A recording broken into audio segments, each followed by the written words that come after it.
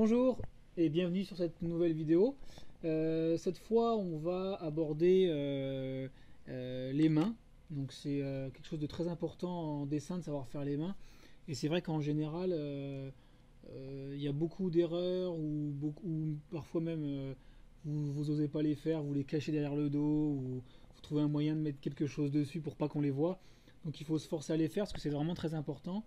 Et toujours le même principe que les autres vidéos.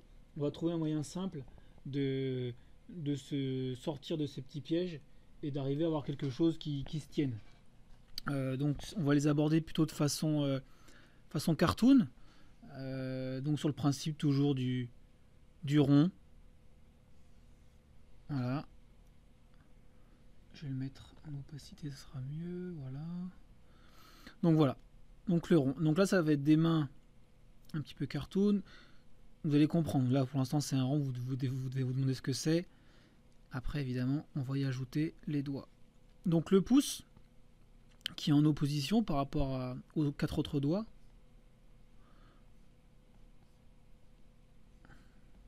Hop. Voilà, donc vous avez ça, vous avez juste à regarder sur vos propres mains, hein. Vous vous rendrez compte que vous avez le majeur qui est le plus grand et l'auriculaire le plus petit. Sinon ces deux-là, c'est à peu près la même taille. Donc il y a une sorte de petit mouvement comme ça. C'est hop, si on veut simplifier. Donc vous avez vu, hein, j'ai vraiment fait quelque chose de très très simple. Le rond, les mains. Donc là vous allez me dire, ouais ok super, je sais faire la main ouverte, mais c'est pas une main que j'utilise souvent. C'est vrai. Mais vous allez voir qu'en fait, vous allez pouvoir très facilement avoir d'autres mains, tout simplement en gardant ce rond. Par exemple, une main fermée. En général, on utilise une main qui tient quelque chose. Et ben c'est très simple. Le rond, on le garde, mais le pouce, au lieu de le laisser comme ça, on va venir le, le, le coller contre la paume. Donc là, du coup, c'est comme s'il faisait le signe 4, par exemple. Mais là, comme il serre la main, on va venir fermer les autres doigts. Et du coup, on a l'impression, alors j'enlève celle du dessous, hein, on a l'impression qu'il tient quelque chose. J'espère que vous êtes d'accord avec moi.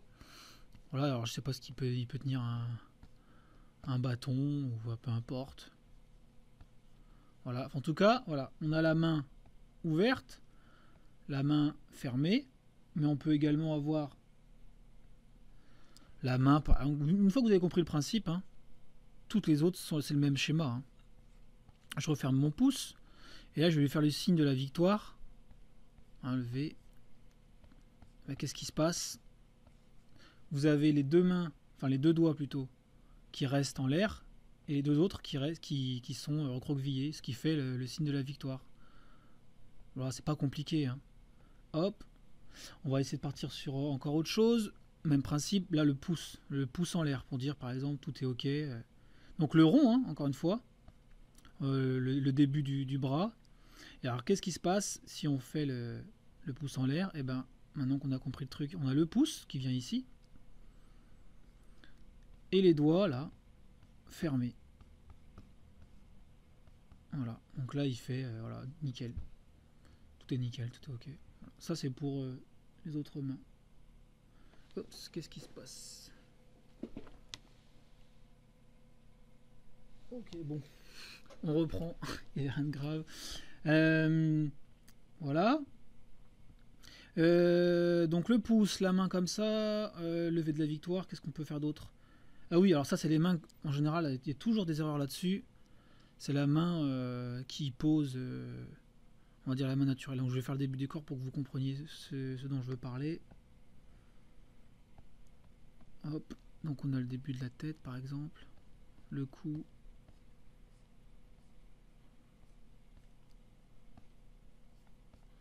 C'est quand quelqu'un...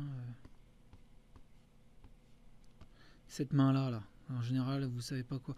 Vous la faites en faisant par exemple... voilà, vous tenez votre bonhomme comme ça et puis tac, tac, tac. Non, ça marche pas. Ce qu'il faut, la main quand elle est détendue. Je vais zoomer. Hop. La main quand elle est comme ça. Alors que là, on oublie le rond, hein, c'est une autre façon de faire.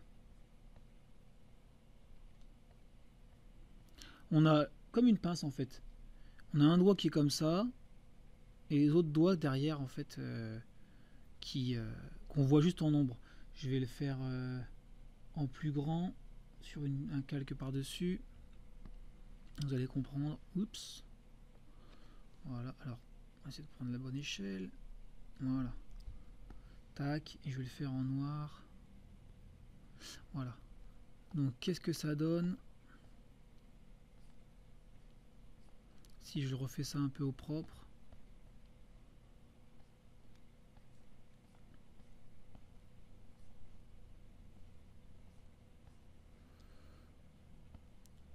Voilà, on a quelque chose comme ça.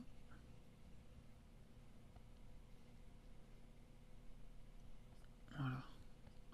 Donc là, on a une main un peu plus réaliste quand il n'y a pas d'attitude, quand on la laisse un peu tomber.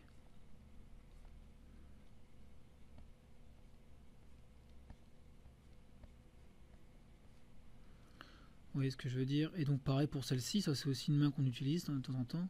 C'est la main qui va être posée. Donc pareil, je vais zoomer. Hop, on va essayer de l'avoir bien. Donc le rond, hop, pour le coup. Et qu'est-ce qu'on va faire? On va y ajouter comme on a vu tout à l'heure. Alors le pouce.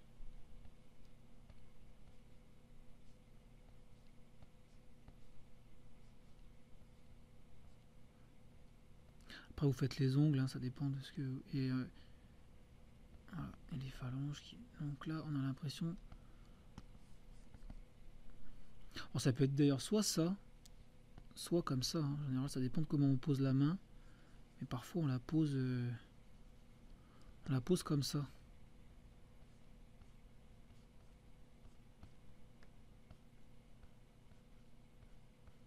Ce qui marche aussi d'ailleurs. Peut-être même mieux. Enfin, à vous de voir de toute façon. Enfin, voilà. Voilà pour les différents types de mains. Ça reste la version simple, hein, mais c'est faisable par tous. Avec voilà, le rond, les mains un peu cartoon. Hein. Ça, c'est vraiment les mains un peu Disney, on va dire. Le rond, les 5 doigts. Sachant que oui, ça dépend des styles, mais parfois vous avez les mains Simpson. Là, c'est plutôt 3 doigts. Mais ça reste le même principe. Hein. Vous avez le pouce.